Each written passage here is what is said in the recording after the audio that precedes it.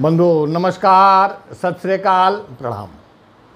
हमारा YouTube channel यथार्थ videos 1473 देखने वाले सभी भाई बहनों का स्वागत है, अभिनंदन है। आज एक बड़े छोटे से प्रश्न के ऊपर चर्चा होगी और प्रश्न ये है कि घर का, परिवार का मुखिया कैसा होना चाहिए। परिवार छोटा हो या बड़ा, कोई ना कोई तो मुखिया होता ही है और उस मुखिया के क्या कर्तव्य होने चाहिए।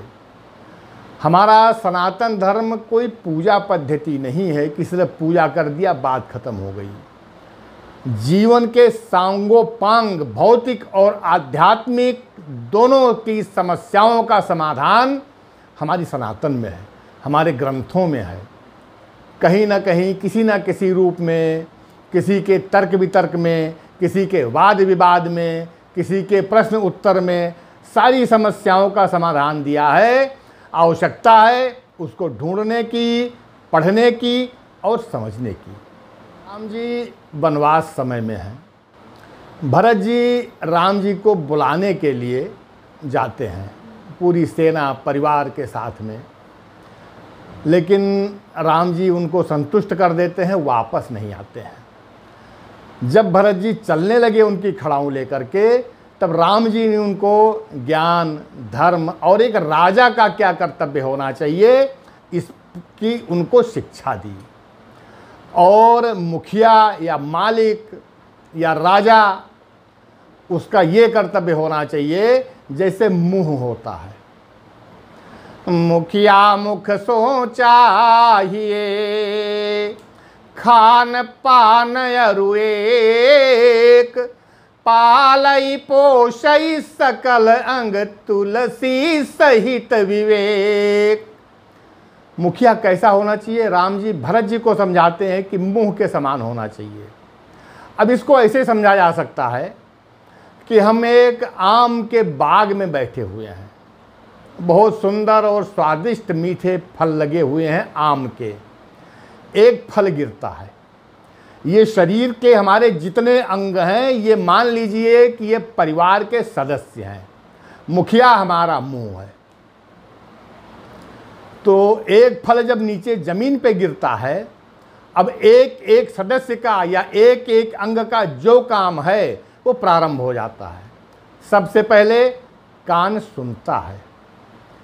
कान उस संदेश को मस्तिष्क तक पहुंचाता है और मस्तिष्क हर अंग को अपने अपने तरीके से आदेश देता जाता है। कान ने सुन के दिमाग को बताया, मस्तिष्क को बताया, मस्तिष्क ने गर्दन को संदेशा पहुंचाया। गर्दन मुड़ती है, देखती है, जिधर से आवाज़ आई है पैर उधर चल देता है। आँखों का काम ढूंढना है, आँख वहाँ पर ढूंढती है आम को। कमर झुकती है, हाथ उठाता है। उठाने के बाद में उस आम को आंख फिर जो है दोबारा चेक करती है कि ये खाने लायक है या नहीं है। अगर नहीं है तो हाथ उसको साफ करता है।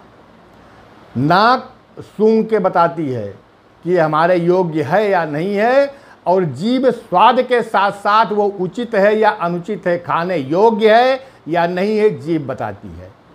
दांत मिल्क उसको चबा करके पेट को दे देते हैं। मुंह अपने पास कुछ नहीं रखता है। अब पेट की ईमानदारी देखिए। हम सब लोग कथा कहानी में कह देते हैं बात बात में, पापी पेट का सवाल है।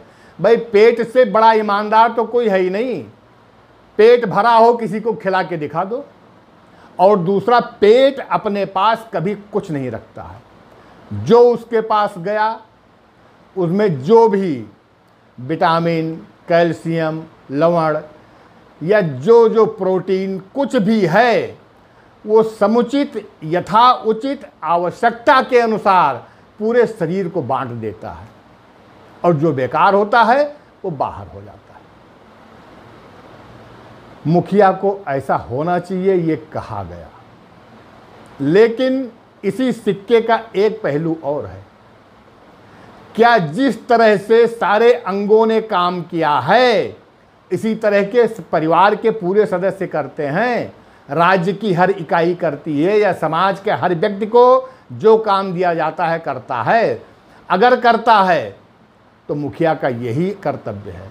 अगर नहीं करता है तो बीच में कहीं ना कहीं समस्याएं आएंगी।